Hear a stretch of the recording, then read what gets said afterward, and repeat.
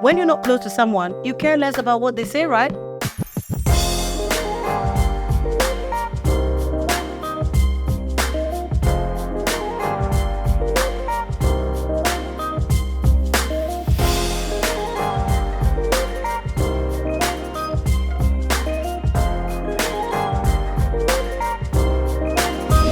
Hello, my loves. Welcome back to my positive space. If you're new to this channel, my name is Iraya, aka Mrs. A.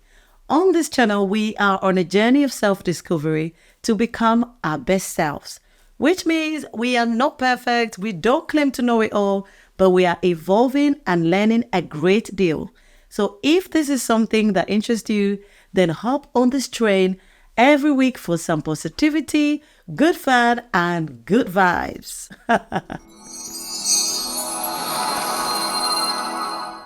Check-in time. This week has been very busy. It was my niece's birthday, so we had a lovely celebration. If you want to see snippets of this, then check out my YouTube short after this video. Pop a comment down, let me know how your week has been. As you know, I absolutely love reading your comments. Today's topic, right.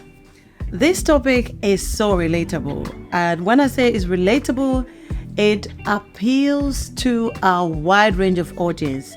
It relates to everybody, the young, the old, whatever background that you're coming from, whatever cultures, basically everyone. So if you stumbled on this video by pure coincidence, then don't even think of clicking away because, honey, you are in the right place at the right time. As you can see from the title of the video, we are going to talk about, drum roll, emotional intelligence.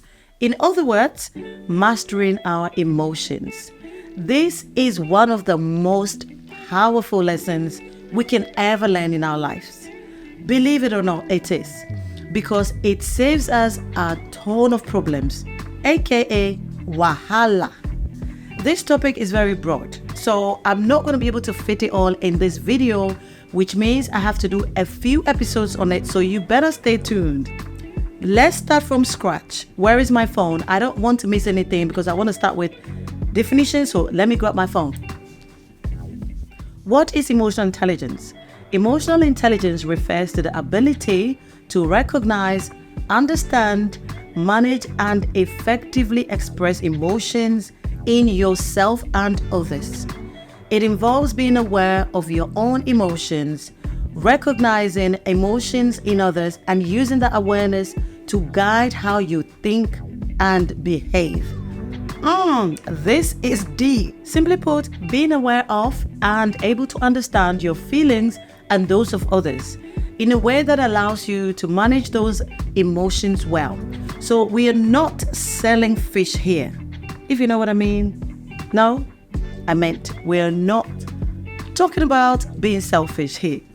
Emotional intelligence is the quality that enables us to confront our challenges with patience and insight. The term emotional intelligence is sometimes mistaken for intelligence as a general quality. However, there is a clear difference. Intelligence as a general quality enables us to navigate around a particular set of issues, as we know, so it could be an area of maths or IT or whatever. Now, the difference between general intelligence and emotional intelligence is this. Someone could be very intelligent or clever enough to have acquired a fortune.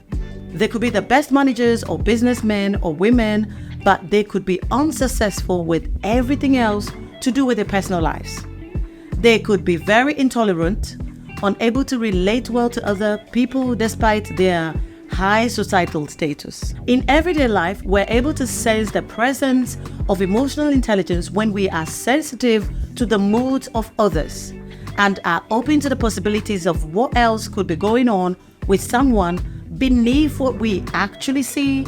For example, when someone has, let's say, an outburst which stems from an inner sorrow, you are able to see beyond that anger and realize that the individual is angry due to an underlying factor like pain or sorrow or whatever they might be going through, which might not necessarily be showing on the outer.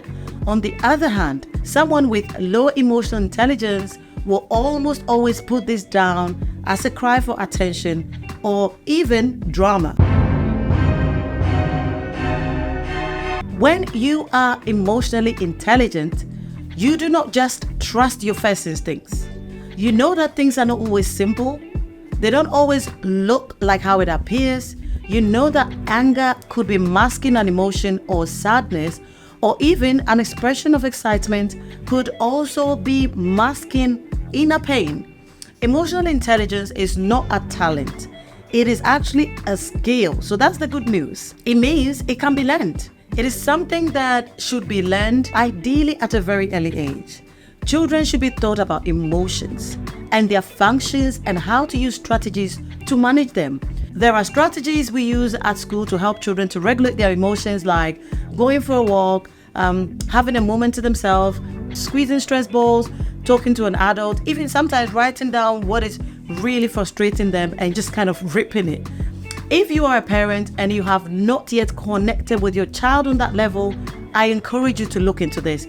Sometimes we place importance on some emotions than others, which is why we see certain emotions as bad and others as good. But over time and with my experiences in life, I have actually come to realize that all emotions are important. Because when you think about it, when someone offends you and you get really angry, the anger is not necessarily a bad thing. It only goes to show that you really care about that person, so you really feel offended by the way they've treated you. So frustration, disappointment, and things like that set in, and that can trigger those emotions of anger. I'm not talking about people having anger issues here.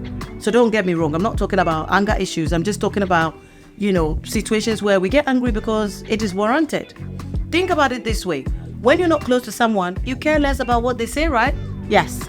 But when someone very close to you offends you, you literally feel it like 100 times more. So that will cause you to express your pain in the manner accordingly. Quick story time. I present to you a couple. Let's call them Kofi and Amma. They're both highly intellectual.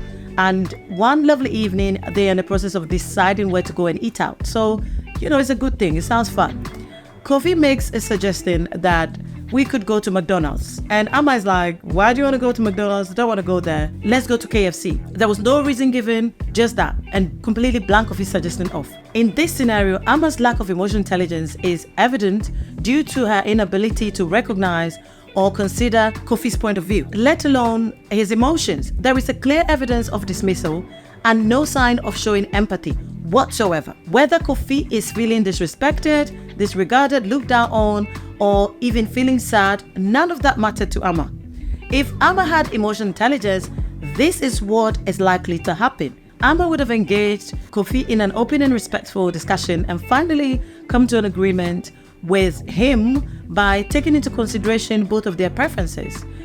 It might probably even be a case where they might decide to choose a completely different location. So long as Amma is able to pay attention to herself and Kofi's emotion, then emotional intelligence is evident. So here is the basis of it all.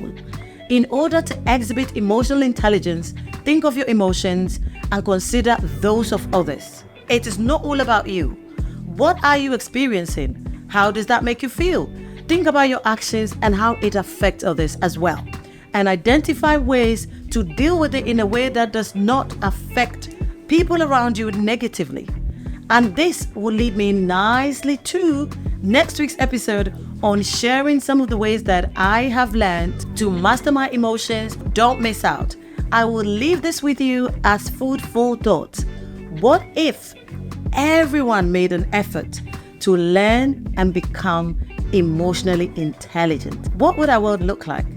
I would love you and leave you. If you like this video, then click the like button and share with others so they can join our journey of becoming our best selves. Check out my other videos and have a super duper lovely week. Adios. Au revoir. Bye.